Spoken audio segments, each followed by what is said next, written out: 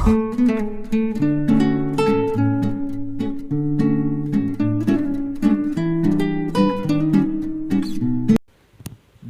పరిశుద్ధ నామమునకు మహిమ కలుగునుగాక. హల్లెలూయా, హల్లెలూయా. పరిశుద్ధమైనటువంటి దేవుని నామములో ఈరోజు మనం నేర్చుకోబోతున్నటువంటి మాటలు అపోస్తల కార్యములు 4వ అధ్యాయము 12వ వచనాన్ని మనము చదువుకుంటూ ఉన్నాం. అపోస్తల కార్యములు 4వ అధ్యాయము 12వ వచనం. पेरितों का पुस्तक में 4 अध्याय 12 वचन पढ़ना. చూడండి, ఇక్కడ మరి ఎవని వలనను రక్షణ కలగదు, ఈ నామమునే మనము రక్షణ పొందవలను గాని ఆకాశము కింద మనుషులలో ఈయబడిన మరి ఏ నామమున రక్షణ పొందలేము అనెను. ఇక్కడ చూడండి ప్రియమైన దేవుని బిడ్డలారా, కాబట్టి ఈ యొక్క వాక్య భాగాన్ని మనం చూసినట్లయితే ఇక్కడ యేసు ప్రభువారు గురించి చెప్పబడుతున్నటువంటి మాట, యేసు ప్రభువారి నామము మాత్రమే రక్షణకు కారణమని చెబుతుంది ఈ వాక్యం. ఆకాశము కింద ఇయ్యబడినటువంటి మరి ఏ నామము వలన రక్షణ కలగదు కానీ ఆయన ఏమంటున్నాడు, ఈ నామము వలనే రక్షణ కలుగుతుంది అని చెబుతూ ఉన్నారు. మరి ఈ నామాన్ని తెలుసుకున్నటువంటి వారు ఎవరున్నారు? యేసుక్రీస్తు నామము అందరికీ తెలుసు. యేసుక్రీస్తు నామము గురించి, యేసు ప్రభు అంటే ఏంటో అందరికీ తెలుసు. కానీ ఆయన్ని దేవుడిగా అంగీకరించినటువంటి ప్రజలు తక్కువగా ఉన్నారు. ఆయన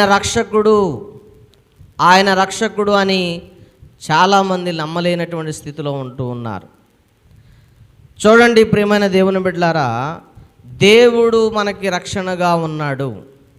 ఎలా ఉన్నాడండి? దేవుడు మనకు రక్షణగా ఉన్నాడు. ఈ నామం వలనే మనకు రక్షణ కలుగుతుంది కానీ భూమి మీద ఏ నామము వలన, ఆకాశం కింద భూమి మీద ఇవ్వబడినటువంటి ఏ నామం వలన రక్షణ మనకి కలగదని క్లియర్గా చెబుతూ ఉన్నాడు. కాబట్టి రక్షణ పొందుకోవాలంటే మరి మనం ఏం చేయాలి? రక్షింపబడాలంటే మనం ఏం చేయాలి? దేని నుండి మనం రక్షణ పొందుకోవాలి? దేని నుండి మనము విడుదల పొందుకోవాలి? రక్షణ అంటే ఏంటి? కాపాడబడటం. హిందీలో ఉద్ధార అంట. రక్షణ అంటే ఉద్ధార అంటే రక్షణ, రక్షింపబడటం, కాపాడబడటం అనే ఆలోచనలు. అంటే ఎలా కాపాడబడతాం, ఎలా రక్షించబడతాం మనం ఆలోచన చేస్తే, మన ఆత్మ చనిపోయిన తర్వాత మన జీవితాన్ని మనం కాపాడుకోవాలంటే మనకు రక్షణ అవసరమై ఉన్నది. ఏమవసరమైందంట? రక్షణ అవసరమై ఉన్నది. ఇక్కడ నువ్వు సంపాదించిన ఆస్తి నిన్ను రక్షించలేదు. ఏమండి, ఇక్కడ నువ్వు కూడగట్టుకున్నటువంటి ధనము నిన్ను రక్షించలేదు. ఇక్కడ నువ్వు సంపాదించుకున్నటువంటి బంధువులు, స్నేహితులు నిన్ను రక్షించలేరు. ఇక్కడ ఉన్నటువంటి ఏది కూడా నిన్ను రక్షణలోనికి నడిపించలేదు. దేవుని నామం మాత్రమే నిన్ను రక్షించుకుంటుంది. అది ఎలా సాధ్యమంటే రోమాపత్రిక 10వ అధ్యాయము 9వ వచనంలో అంటాడు. రోమాపత్రిక 10వ అధ్యాయము 9వ వచనంలో ప్రభు చెబుతున్నటువంటి మాట ఏంటంటే, అపోస్తలుడైనటువంటి పౌలు ద్వారా దేవుడు పలికిస్తున్నటువంటి మాట ఏంటంటే, ఏమంటున్నాడు అక్కడ? అదేమనగా యేసు ప్రభు అని మీ నోటితో ఒప్పుకొని దేవుడు మృతుల్లో నుండి లేచాడనే నమ్మకం, అంటే మన జీవితంలో దేవుడు మృతుల్లో నుండి లేచాడని నమ్మినట్లయితే మీరు ఏం చేయబడతారని చెబుతున్నాడు? ఆయన పునరుద్ధానుడై లేచాడని నమ్మినట్లయితే మీరు రక్షింపబడతారు అని చెబుతుంది దేవుని వాక్యం. యేసు ప్రభు నామము తెలిసినంత మాత్రాన సరిపోదు, కానీ యేసు ప్రభు నామాన్ని తెలిసినటువంటి వారు నోటితో ఒప్పుకోవాలంట పాపమును, నోటితో ఒప్పుకోవాలంట మన శాపాలను, మనకున్నటువంటి అపవిత్రతను దేవుని దగ్గర ఒప్పుకొని దేవుడు ప్రభువని, ఆయనే దేవుడని, ఆయనే రక్షించటానికి యోగ్యుడని, ఆయన తప్ప ఎవరు లేరని మన నోటితో మనం ఒప్పుకున్నప్పుడు మనం రక్షించబడతామని సత్యాన్ని దేవుడు చెబుతూ ఉన్నాడు. కాబట్టి ప్రియమైన దేవుని బిడ్డలారా, యేసు ప్రభు అని ఎవరైతే ఒప్పుకుంటారో, యేసు దేవుడని, ఆయన మృతుల్లో నుండి లేచాడని ఎవరైతే ఒప్పుకుంటారో, ఆయన మరణాన్ని గెలిచి తిరిగి లేచిన దేవుడని ఎవరైతే నమ్ముతారో వారు మాత్రమే రక్షించబడతారు. వారు మాత్రమే రక్షించబడతారు. రక్షించబడిన వారి జీవితం ఎలా ఉంటుందంటే, రక్షింపబడిన వారి జీవితం అంటే దేవుణ్ణి తెలుసుకున్న వారి జీవితం ఎలా ఉంటుంది? దేవుణ్ణి తెలుసుకున్నటువంటి వారి జీవితం ఎలా ఉంటుంది అంటే అద్భుతమైనటువంటి జీవితం ఉంటుంది. ప్రియమైన దేవుని బిడ్డలారా, దేవుడిని నమ్మినటువంటి జీవితం ఎలా ఉంటుందంటే, వారు ఆస్తిపాస్తులు కోరుకోరు, అంతస్తులు కోరుకోరు, ధనం మీద వ్యామోహం ఉండదు, అధికారం మీద వ్యామోహం ఉండదు, అనేకమైన వాటి మీద వ్యామోహం ఉండదు. ఓన్లీ వాళ్ళకు ఉన్నటువంటి దర్శనం, గురి ఏంటి అంటే దేవునితో ఉండాలనే ఆశ, ఆత్మీయతలో ఉండాలనే ఆశ, నిత్యత్వంలో ఉండాలనే ఆశ, దేవునితో గడపాలి. ఆయనిచ్చే గొప్ప ఆత్మీయత కంటే ఈ భూమి మీద ఆయన శక్తి కంటే గొప్పదైంది ఏది కూడా లేదు. ప్రియమైన దేవుని బిడ్డలారా, చాలామంది దేనికోసం పరిగెడుతున్నారు ఉదయాన్ని లేచిన దగ్గర నుండి అంటే జీవిత పోరాటంలో కుటుంబాలు బ్రతికించుకోవడం కోసం. ఏమంటే దేవుణ్ణి మర్చిపోయేంతగా వారు పనులలో నిమగ్నం అయిపోయారు. దేవుణ్ణి మర్చిపోతున్నారు, సంఘాన్ని మర్చిపోతున్నారు, పరిచర్యని మర్చిపోతున్నారు. ఏమండి, ఆయన తన స్వరక్తమిచ్చి కన్నటువంటి సంఘాన్ని మర్చిపోయి బాప్తిసం తీసుకున్నప్పుడు, రక్షణ పొందినప్పుడు, నేను ప్రభువుతో ఉంటాను, నేను ప్రభువుతో నడుచుకుంటాను, ప్రభువుతో నేను ఉంటాను అని చెప్పినటువంటి వాగ్దాన ప్రమాణాలన్నీ ఏమైపోయినాయి అంటే అవన్నీ కూడా మరి గాల్లో కలిసిపోయినట్టుగా అయిపోయినాయి. ప్రియమైన దేవుని బిడ్డలారా, ఏమండి, దేవుడిని నమ్మినప్పుడు ఉన్న ఉత్సాహం ఇప్పుడు లేదు. దేవుడు రక్షణ ఇచ్చినప్పుడు ఉన్న ఉత్సాహం ఇప్పుడు లేదు. ప్రియమైన దేవుని బిడ్డలారా, కాబట్టి దేవుని కోసం ఒక పనిని కూడా వదిలిపెట్టుకోలేకపోతున్నారు ఈ రోజున. దేవుని సన్నిధి కోసం వారికి ఉన్నటువంటి కుటుంబాలను ఆటంకపరుస్తున్నటువంటి వారిని వదిలిపెట్టలేకపోతూ ఉన్నారు. ఈ రోజున దేవుడి కంటే వాళ్ళే ఎక్కువైపోయారు. ఈ రోజున దేవుని కంటే, దేవుని సన్నిధి కంటే లోకమే ఎక్కువైపోయింది. లోకం కంటే ఎక్కువగా దేవుని ప్రేమించలేకపోతూ ఉన్నారు. అందుకనే దేవుడు అంటున్నాడు, ఎవరైతే నన్ను విశ్వసిస్తారో, ఎవరైతే నా నామమును ఒప్పుకుంటారో, ఎవరైతే నా నామం ప్రకటిస్తారో, ఎవరైతే నేను బ్రతుకున్నాను, మృతుల్లో నుండి లేచిన వాడిని నమ్ముతారో వారితో నేను ఉంటానని చెబుతున్న దేవుడు ఆయన.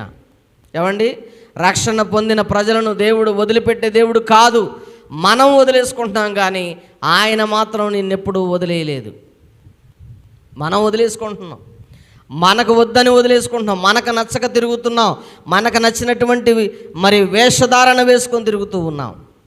కానీ దేవుడు ఎప్పుడు కూడా నిన్ను వద్దనుకోలేదు, దేవుడు ఎప్పుడు కూడా నిన్ను కాదనుకోలేదు. ప్రియమైన దేవుని బిడ్డలారా, చూడండి, బైబిల్లో పాత నిబంధన గ్రంథంలో దేవుడు రక్షకుడు, దేవుడు రక్షణ అనే ఒక పేరు ఉంది. దేవుడు రక్షణ అనే పేరు అది ఎవరికి పెట్టబడింది అంటే షాపాతు కుమారుడైనటువంటి ఎలీషాకు ఆ పేరు పెట్టబడింది. షాపాతు కుమారుడైనటువంటి ఎలీషా అంటే ఆ పేరుకు అర్థం ఏంటంటే దేవుని రక్షణ అని అర్థం. ఏమర్థం అండి? దేవుని రక్షణ. ఆ పేరుకున్న అర్థమే దేవుని రక్షణ. ఆయన షాపాతు కుమారుడై ఉన్నాడు. ఆ షాపాతు కుమారుడైనటువంటి ఎలీషా ఏం చేస్తూ ఉండేవాడంటే వ్యవసాయం చేస్తున్నటువంటి వ్యక్తిగా ఉన్నాడు. ఏం చేస్తున్నాడు ఆయన? ఏమండి, వ్యవసాయం చేస్తున్నటువంటి యోర్దాను నదీ తీర ప్రాంతాల్లో ఒక చిన్న గ్రామమైనటువంటి గ్రామంలో ఆయన ఏం చేస్తున్నాడు? వ్యవసాయం చేస్తున్నటువంటి వ్యక్తిగా ఉన్నాడు. మరి 12 అరకలు పట్టుకొని 12 జతల ఎడ్లను పట్టుకొని ఆయన వ్యవసాయం చేస్తున్నటువంటి వ్యక్తిగా ఉన్నాడు. అలాంటి వ్యక్తిగా ఉన్నటువంటి ఆయనని ఏలియా అనే దైవజనుడు, ఏలియా అనే ప్రవక్త ఆయన్ని పిలిచాడు. ఆయన దగ్గరికి వెళ్ళాడు. ఆయన దగ్గరికి వెళ్ళి ఆయన దుప్పటిని ఆయన మీద వేశాడు. ఆయన కప్పుకునే దుప్పటిని ఏం చేశాడు? ఆయన మీద వేశాడు. ఆయనతో ఏం మాట్లాడాడో తెలీదు. ఆ దుప్పటి ఎప్పుడైతే వేశాడో ఆ 12 అరకలను అమ్మేసి ఏమండి వాటన్నిటిని కూడా తీసుకొచ్చి వాటిని వధించి అక్కడ అందరికీ భోజనం పెట్టి ఆ అరకలన్నిటిని కూడా కాల్చివేసి, ఇదిగో తల్లిదండ్రుల దగ్గరికి వెళ్ళి చెప్పొస్తానయ్యా, నేను ఇక నుండి నీతోనే ఉంటానని చెప్పి అక్కడికి వెళ్ళి ఏలియాను వెంబడించడం మొదలుపెట్టాడు. ఎవరిని వెంబడించడం మొదలుపెట్టాడు? ఏలియాను వెంబడించడం మొదలుపెట్టాడు. దైవజనుడిని వెంబడించడం మొదలుపెట్టాడు. ఈ రోజున దైవజనుడిని వెంబడించేవారు ఎవరున్నారు? దైవ సన్నిధిని వెంబడించేవారు ఎవరున్నారు? అన్నీ వదిలిపెట్టి నీ వెంబడి తిరిగితే మాకేం వచ్చింది అంటారు చాలామంది. అవునా కాదా? అన్నీ వదిలిపెట్టేసి నీ వెంబడి తిరిగితే మాకేం వస్తుంది, స్వలాభాల కోసం చూసుకున్నటువంటి వారుగా ఉన్నారు. కానీ ఆయనకున్నటువంటి అరకలు 12 అరకలు అంటే ఎంత వ్యవసాయం చేయొచ్చు, ఎంత ధనవంతుడై ఉంటాడు ఆయన.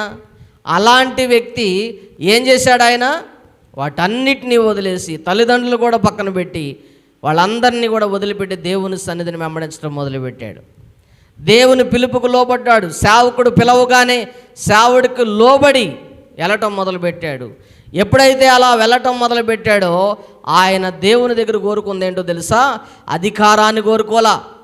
ఏలియా అడుగుతూ ఉన్నాడు, నీకేం కావాలని అడుగుతున్నాడు. ప్రతి సమయంలో కూడా అడిగినప్పుడు ఆయన అంటున్నాడు, నాకు అధికారం కాదు కావాల్సింది. ఏం కావాలంటున్నాడు ఆయన? ఆస్తి కాదు కావాల్సింది అంటున్నాడు. అన్నిటిని వదిలిపెట్టుకుని వచ్చాను, వాటన్నిటిని సమస్తాన్ని వదిలిపెట్టుకుని వచ్చాను.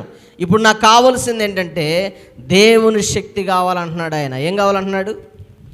దేవుని ఆత్మీయత కావాలంటున్నాడు. నీ దగ్గర నేను ఆత్మీయత నేర్చుకోవాలి, దేవుని దగ్గర నేను శక్తిని పొందుకోవాలి, బలమైనటువంటి వాడిగా నేను ఉండాలి, అది నాకు కావాలి, పరలోకం నుండి వచ్చే శక్తి నాకు కావాలంటున్నాడు ఆయన. ఏమంటున్నాడు ఆయన? ఏం కోరుకుంటున్నాడు? ఈ రోజున దేవుని సన్నిధికి వచ్చే ప్రజలు ఏం కోరుకుంటున్నారు చెప్పండి? దేవుని సన్నిధికి వచ్చే ప్రజలు ఏం కోరుకుంటున్నారు? ఏం కోరుకుంటున్నారు? మంచి ఇళ్ళు కావాలని కోరుకుంటున్నారు, మంచి బంగ్లాలు కావాలని కోరుకుంటున్నారు, ఆస్తి పరలవ్వాలని కోరుకుంటున్నారు. ఏమండి ఏం కావాలంటున్నారు? అన్ని రకాల సౌకర్యాలు కావాలంటున్నారు. అవన్నీ వచ్చిన తర్వాత దేవుణ్ణి మర్చిపోయి వెళ్ళిపోతూ ఉన్నారు. ప్రియమైన దేవుని బిడ్డలారా, కాబట్టి మనుషులు ఈ రోజున దేవుణ్ణి ఎందుకు ఆరాధిస్తున్నారో తెలుసా? ఏదో స్వలాభం కోసం ఆరాధిస్తూ ఉన్నారు. ఏదో ఒక ప్రత్యామ్నాయం అంటే ఏదో ఒకటి పొందుకోవడానికి ఆరాధన చేస్తూ ఉన్నారు. కానీ దేవుడు కోరుకునేది అది కాదు. ఒక్కడున్నా కూడా నిజముగా ప్రేమించే శిష్యుడు దేవుడికి కావాలి. ఒక్కడున్నా కూడా విశ్వాసిగా దేవుణ్ణి ఆరాధించే కరెక్ట్ పర్సన్ దేవుడికి కావాలని దేవుడు కోరుకుంటున్నాడు. ఏలియా ఒక్కడే మిగిలాడంట ప్రవక్తలలో. ఏలియా ఒక్కడే మిగిలాడంట. ప్రవక్తలందరూ చంపబడ్డారంట. ఒక్క ప్రవక్త అయినటువంటి ఏలియా ఒక్కడే మిగిలాడు. అతనికి శిష్యుడిగా చేయబడుతున్నటువంటి ఎలీషా, ఆయన పేరేంటో తెలుసా? దేవుని రక్షణ. ఏంటట? దేవుని రక్షణ.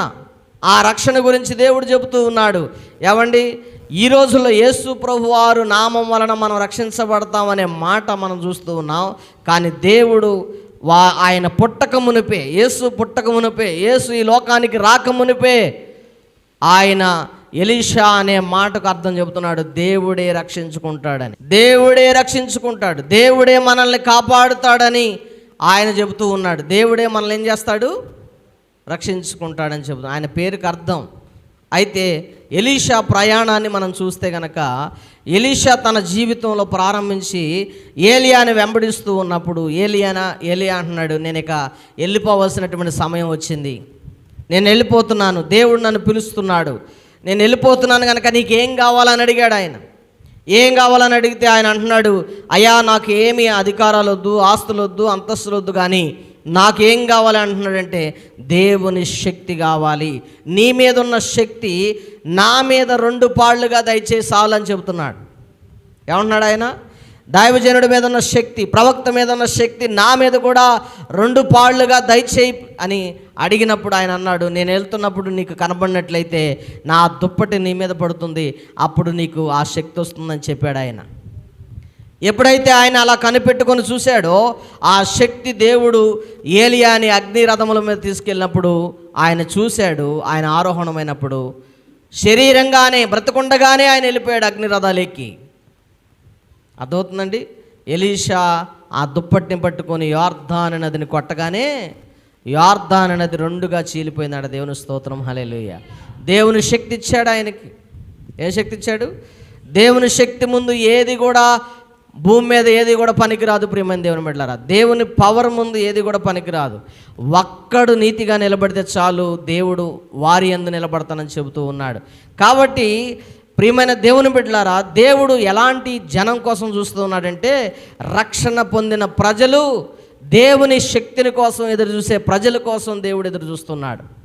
అంతేగాని వారి స్వలాభాల కోసం, వారి అవసరతల కోసం, వారికి కావలసిన వాటి కోసం ప్రభు దగ్గరికి వచ్చే వారి కోసం దేవుడు చూడలేదు. అలాంటి వారు దేవుడికి ఇష్టమే కాదు. ఆయన ఆత్మీయతను, ఆయన శక్తిని పొందుకునే వారి కోసం దేవుడు చూస్తూ ఉన్నాడు. ఏలియా లాంటి భక్తులు ఈనాడు దొరుకుతున్నారా? ఎలీషా లాంటి భక్తులు ఈ రోజున కనపడుతూ ఉన్నారా? చూడండి, ఆనాడు నీటి ఓటని, అక్కడ చేదుగా ఉన్నటువంటి నీరు ఆ ప్రజలకి, ఎరుకో పట్టణంలో ఉన్నటువంటి ప్రజలకు చేదు నీరుగా ఉంది. ఆ నీరంతా మంచిగా ఉంది, కానీ తాగటానికి ఉపయోగం లేనటువంటి స్థితిలో ఉన్నటువంటి ఆ నీటిని బాగు చేసినటువంటి శక్తి ఎలీషాకు దేవుడిచ్చాడు. ఉప్పు తీసుకెళ్ళి ఆ నీటిలో వేసి ప్రార్థన చేసినప్పుడు ఆ నీరు తాగటానికి మంచిగా ఉపయోగపడే రీతిగా దేవుడు మార్చాడు. చూసారు ప్రియమైన దేవుని బిడ్డలారా, ఆయన చేసిన అద్భుతాలు ఏలియా కంటే 2 అంతలుగా అద్భుతాలు చేశాడు. ఏలియా కంటే 2 అంతల అద్భుతాలు చేశాడు. ఆయన నీటిని, ఉప్పులో ఉన్నటువంటి నీటిని, పాడైపోయినటువంటి నీటిని ఉప్పు వేసి మధురముగా మార్చాడు. ఇలాగా మరి ఒక విధవరాలు తన భర్తను పోగొట్టుకొని బాధపడుతూ ఉంటే ఆ విధవరాలు నూనె అమ్ముకొని బ్రతకటానికి నూనెని ప్రార్థించగా, ఆమె దగ్గర ఉన్న కొంచెం నూనెని బాణల నిండా నింపటానికి అనేకమైన కుండలు తెచ్చుకోమని చెప్పాడు. ఆ కుండల నిండా ఎన్ని తెచ్చుకున్నారో ఆ కుండల నిండా నూనె వచ్చేదాకా అది ఆగిపోలేదు ప్రియమైన దేవుని బిడ్డలారా. వాటిని అమ్ముకొని అప్పులు తీసుకొని బ్రతికారు. ఇలాంటి అద్భుతాలు ఎన్నో చేశాడు. నయమాను కుష్ఠరోగంతో సైన్యాలకు అధిపతి అయినటువంటి ఒక వ్యక్తి ఆయన దగ్గరికి వస్తే ఆయన అన్నాడు, ఇదిగో నీటిలో 7 సార్లు మునిగెళ్ళిపో, నీకు స్వస్థత కలిగిద్దని చెప్పాడు. ఇలాగ ఎన్ని అద్భుతాలు ఎన్ని కార్యాలు ఆయన ద్వారా జరిగించబడ్డాయి. ఇది ఎవరి శక్తి అండి? దేవుని శక్తి. కాబట్టి ప్రియమైన దేవుని బిడ్డలారా, దేవుని వలన రక్షణ కలిగిద్ది, కానీ ఈ భూమి మీద ఉన్నటువంటి ఎవరి వలన కూడా మనకు రక్షణ కలగదు. దేవుని వలన మాత్రమే, ఆయన నామం వలన మాత్రమే రక్షణ కలుగుతుంది. అందుకనే ఆ నామాన్ని పట్టుకొని వెంబడించినటువంటి ఎలీషాకి దేవుడు రక్షణను ఇచ్చాడు ప్రియమైన దేవుని బిడ్డలారా. అందుకనే మన జీవితాల్లో కూడా చూడండి, ఇక్కడ యేసు ప్రభు వారు ఆయన వాక్యం ద్వారా చెబుతూ ఉన్నారు. అదేమనగా, ఇదిగో యేసు ప్రభు అని మీ నోటితో మీరు ఒప్పుకొని ఆయన మృతుల్లో నుండి లేచాడని మీరు నమ్మినట్లయితే మీరేం పొందుకుంటారు? రక్షణ పొందుకుంటారు అని చెబుతున్నాడు. ఎలీషా లాగా ఉండాలి మనం. దేవుని రక్షణ అనుభవించే వారిలాగా ఉండాలి. ఎలా ఉండాలి? ప్రతి విశ్వాసి కూడా ఎలా ఉండాలి? దేవుని రక్షణను అనుభవించేవారిగా ఉండాలి. ఈ రోజున అన్నీ ఖాళీగా ఉంటే దేవుని మందిరానికి వెళ్తాం, బిజీగా ఉంటే దేవుని మందిరానికి వెళ్ళాం, చుట్టాలు వస్తే దేవుని మందిరానికి వెళ్ళాం, కష్టకాలంగా ఉంటే దేవుని మందిరానికి వెళ్ళాం, పరిస్థితులు అన్నీ అనుకూలంగా ఉంటే దేవుని మందిరానికి వెళ్ళాం. మరి అన్నీ సమకూర్చబడి అన్నీ మంచిగా ఉంటే అప్పుడు ఏం చేస్తాం? దేవుని మందిరానికి మనం వెళ్తాం ప్రియమైన దేవుని బిడ్డలారా. కాబట్టి దేవుడు అంటున్నాడు, ఈ నామం వలన మాత్రమే మనకు రక్షణ ఉంది. భూమి మీద ఇవ్వబడినటువంటి ఏ నామం వలన మనకు రక్షణ లేదు. అదే యేసు నామం ప్రియమైన దేవుని బిడ్డలారా. అదే యేసు క్రీస్తు నామమున రక్షించబడ్డారు. అందుకనే పేతురు గారు సువార్త చేసి ప్రకటించి, ఇదిగో దేవుని గురించి వాక్యాన్ని ప్రకటించినప్పుడు ఆయన నమ్మిన వారి సంఖ్య 3,000 మంది ఉన్నారంట ప్రియమైన దేవుని బిడ్డలారా. 3,000 మంది ఒక్కసారే ఆయన నమ్మి ఆయన యందు విశ్వాసం ఉంచి బాప్తిసం పొందుకున్నారు. అప్పుడు వారి జీవితాల్లో రక్షణ భాగ్యాన్ని చూశారు. ఈనాటికి అలా సంఘములో రక్షించబడుతూనే ఉన్నారు. కానీ పేరుకు మాత్రమే విశ్వాసులుగా ఉంటున్నారు, కానీ ఈ రోజున శక్తి కలిగిన విశ్వాసులుగా కనపడలేదు. అందుకని దేవుడు అంటున్నాడు, పైకి భక్తి కలిగిన వారుగానే ఉన్నారు, కానీ లోపల శక్తి లేనటువంటి వారుగా ఉన్నారు. ఈ రోజున సేవ అంటే ఏమైపోయిందో తెలుసా? పిలుపు అంటే ఏమైపోయిందో తెలుసా? చాలామందికి దేవుడు వారి కుటుంబాలను పిలిచి దేవుని సన్నిధిలో కూర్చోబెడతా ఉంటే వాళ్ళకి ఏమైపోయిందంటే, ఈ రోజున చూడండి, అవసరతలన్నీ కూడా చూడండి, వాళ్ళు ఏమంటున్నారో తెలుసా? మాకు అది ఉంటే వస్తాం, ఇది ఉంటే వస్తాం, అది చేస్తే వస్తాం, ఇది చేస్తే వస్తాం అని అన్నిటికీ బెదిరిస్తూ ఉంటారు. పాట అయిపోతే రారు, ప్రార్థన అయిపోతే రారు, ఏమంటే సంఘంలో ఏదైనా మర్యాదగా పిలవపోతే రారు, వారిని 100 రూపాయలు ఇచ్చారని గౌరవించకపోతే రారు. ఇలాగా ఎన్నో కారణాల చేత ప్రభు దగ్గరికి వచ్చేవాళ్ళు బోళ్ళు మంది ఉన్నారు ప్రియమైన దేవుని బిడ్డలారా. అధికారం కోసం ఎంపర్లాడే వాళ్ళు ఉన్నారు ఇందులో కూడా. ఏమండి, ఆస్తుల కోసం పోట్లాడుకునే వాళ్ళు ఎంతోమంది ఉన్నారు ఇందులో. డబ్బు కోసం కొట్టుకొని చచ్చిపోయే వాళ్ళు ఉన్నారు సంఘాలలో, తెలుసా మీకు? కాబట్టి దేవుడు అంటున్నాడు, వీటిని బట్టి కాదు మనం నడవాల్సింది, దేవుని శక్తిని బట్టి మనం నడవాలి. ఎలా నడవాలంట? దేవుని శక్తిని బట్టి నడవాలి. అలా ఆయన శక్తితో ఎప్పుడైతే ఆయన మీద ఆధారపడి మనం ముందుకు నడుస్తామో ఆయన సమస్తమును సమకూడి మనకు జరిగిస్తాడు, మేలుకరంగా జరిగిస్తాడు, అన్నీ కూడా అద్భుతంగా జరిగిస్తాడు. ప్రియమైన దేవుని బిడ్డలారా, అందుకనే దేవుని రక్షణ మన జీవితాల్లో ఉండాలి. ఏముండాలంట? ఎలీషా జీవితాన్ని చూస్తే మనం ఆయన రక్షణ పొందిన దినము నుండి, అంటే రక్షణ అంటే ఆయన పేరే దేవుని రక్షణ. ఏమండి, దేవుడు రక్షణ ఉన్నటువంటి ఆయన ఎక్కడా కూడా ఆయన వెనకడిగేలా ఒక్కసారి దేవుని వైపు దైవజనుడిని వెంబడించడానికి వెళ్ళిపోయాడు. మళ్ళీ వచ్చి వెనక్కి వచ్చి ఆయన పనులు చూసుకోవాలా. వెనక్కి వచ్చి ఒకవేళ పని చేసుకుంటానేమోనని, వాటి మీద ఆశ కలిగిద్దామోనని ఆ 12 అరకలను ఏం చేశాడు? తీసేశాడు. కుటుంబాన్ని కూడా, తల్లిదండ్రులు కూడా వదిలేశాడు. ఆయన సేవే ముఖ్యంగా, దేవుని పనే ముఖ్యంగా పెట్టుకొని ముందుకు వెళ్ళిపోయాడు. ఈ రోజున చాలామంది దైవజనులు ఒక పాట వస్తే చాలు, చిన్న ప్రార్థన వస్తే చాలు, లేకపోతే చిన్న వాక్యం చెప్పడం వస్తే చాలు, దేవుని సేవకు వచ్చేస్తూ ఉన్నాం. అలా కాదు ప్రియమైన దేవుని బిడ్డలారా, దేవుని శక్తితో రావాలి దేవుని పని కోసం. ఎలా రావాలి? దేవుని శక్తితో మనం పనిచేయాలి.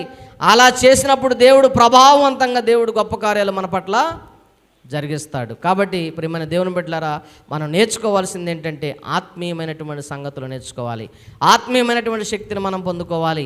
ఈ లోకపరమైన వాటి వాసుకొని దేవుని దగ్గరికి వెళ్ళకూడదు. మనం దేవుని పరమైనటువంటి వాటి కోసమే దేవుని సన్నిధికి మనం వెళ్ళాలని నేను మిమ్మల్ని ప్రేమతో కోరుచూ ఉన్నాను. చూడండి, ఇక్కడ ఏమంటున్నాడు ఒకసారి మనం చదువుదాం. అపోస్తల కార్యములో మనం చదివాం కదా ఇందాక. చూడండి, దీన్నే హిందీలో ఒక మాట చదువుతాను. और किस दूसरे के द्वारा उद्धार नहीं, क्योंकि स्वर्ग के नीचे मनुष्य में और कोई दूसरा नाम नहीं दिया गया जिसके द्वारा हम उद्धार पा सके. అంటే ఎవరి ద్వారా రక్షణ ఉందంట? ఈ భూమి మీద ఆకాశం కింద ఇవ్వబడిన ఏ నామం వలన రక్షణ లేదు, కానీ ఆయన నామం వల్ల మాత్రమే రక్షణ ఉంది. ఇది తెలుసుకుంటే నీ జీవితం రక్షించబడిద్ది. ఇది తెలుసుకుంటే నీ బ్రతుకు మార్చబడిద్ది. ఇది తెలుసుకుంటే నీ జీవితంలో సత్యము తెలుసుకుంటే నీ జీవితంలో గొప్ప కార్యాలు మీరు చూడగలుగుతారు. అట్టి కృప దేవుడు మన జీవితంలో ఇచ్చి నడిపించునుగాక. ఆమేన్. ఈ మాటలు నువ్వు విన్నట్టయితే, ఈ మాటలు నీకు అర్థమైనట్లయితే ప్రార్థన చేసుకుందాం. దేవుడు నీ జీవితంలో కూడా గొప్ప రక్షణ కలగజేయునుగాక, గొప్ప రక్షణ కలగజేయునుగాక. ప్రార్థన చేద్దాం. అందరూ కూడా తలలు వంచండి. పరిశుద్ధుడా, ప్రేమగల తండ్రి, ఘనమైన దేవానికి స్తోత్రాలు. గొప్ప దేవుడు అయ్యా, ఆశ్చర్యకరుడు అయ్యా, ఆలోచనకర్తవు తండ్రి. ఇదిగో దేవుని రక్షణ ప్రజల్లో ఉందని చెబుతూ ఉన్నావు ప్రభా, నీకు వందనాలు. నీ శక్తిని వారు తెలుసుకోలేకపోతూ ఉన్నారు అయ్యా, నీ యొక్క గొప్పతనం తెలుసుకోలేకపోతూ ఉన్నారు. ఏదో దేవుడంటే ఒక ఆషామాషగా ఉంది నాయన ప్రభువా, పిల్లలు ఆడుకునే ఆటలాగా ఉంది నాయన ప్రభువా. కానీ నీవంటే ఒక గొప్ప సర్వోన్నతుడు అని, ఈ సృష్టిని కలగజేసిన వారు అని అయా, ఈ సృష్టి అంతా నిర్మించి దీనిలో మాకు కావలసిన వాటిని అన్నిటినీ కూడా సమకూర్చిన దేవుడు అని ఆ సంగతిని మర్చిపోయాం ప్రభా, నీకు వందనాలు.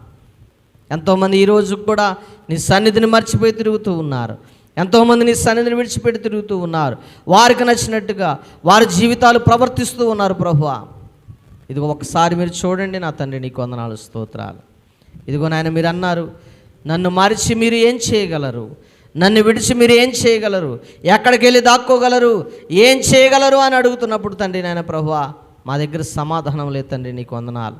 కాబట్టి ఎలీషా జీవితంలో నాయన ప్రభువా, ఇదిగో తన కుటుంబమును, తనకున్న సంపదను, తనకున్న ఆస్తి అంతస్తులు ఐశ్వర్యాలు వదిలిపెట్టుకుని నాయన ప్రభువా నిన్ను వెంబడించడం మొదలుపెట్టాడు. అయా, నీ పిలుపుకు లోబడ్డాడు, నీ పిలుపుకు విధేయత చూపించాడు. అయా, వినయం కలిగి ఉన్నాడు.